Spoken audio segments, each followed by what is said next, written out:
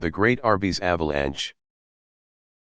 In my high school years I had a typical high school job of fast food worker at Arby's. Most of the job was very easy, and surprisingly fun unless there was a real shiz-head manager that happened to be working that day. Well, this is a story about revenge on a boss/manager. Our store had a real gem female manager that was very out and open about her hating men. She was a lesbian, nothing wrong with that, and made it very clear to all males she absolutely did not matter to her. She would give females extra breaks, allow them to be late, give them free food, etc. The males on the other hand were treated like actual piles of dog. The manager would leave us alone during busy times and sit in her car. She would take insane amount of smoke breaks and whine and complain at us when she'd come back and things would be all backed up. Eventually several months of her garbage attitude and clear hatred got the best of me, and one day I had enough and I hatched a plan. Arby's at that time used to take call-ahead orders on large workplace or party orders. People would call in and say they needed X amount of sandwiches for a luncheon. These call-in orders didn't need verified in any way. Anyone could call these in. I heard a different manager one time explain to someone that if someone were to call in a $300 order and ditch the order, he'd probably get fired for allowing that much beef to get wasted.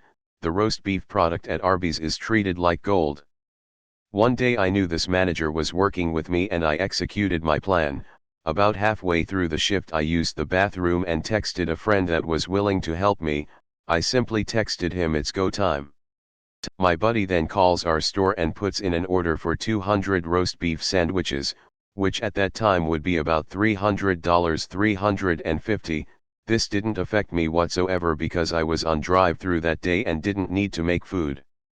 My manager immediately gets pissed that she had to make all this food and starts the process. After about an hour she gets finished and goes on a tirade about how stupid everyone at that store is.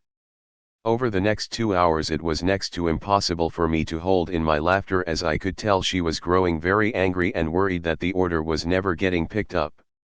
I started noticing her making phone calls to other managers and upper management people about what the hell to do with 200 roast beef sandwiches. Eventually it was time for me to clock out and go home. So I did. Over the next several times I worked I noticed I was not with this idiot manager anymore.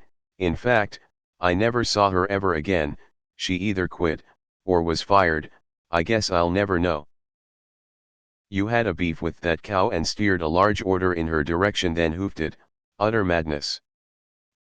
They should have taken a credit card over the phone. I'm more concerned over how someone could get fired over one customer getting a large catering order and failing to pick it up. Like, that's completely out of the manager's control, unless there's something like manager has to receive prepayment for orders over X dollar that wasn't being followed. So someone can call up and order 200,300,500 sandwiches and no card number is taken as a guarantee. That's crazy. But how is it the store manager's fault if company policy is to allow this? Petty really. Also, who makes 200 sandwiches without payment? Thanks for watching. If you enjoyed this video, give it a like and subscribe. It's free. Check out some other videos I've made.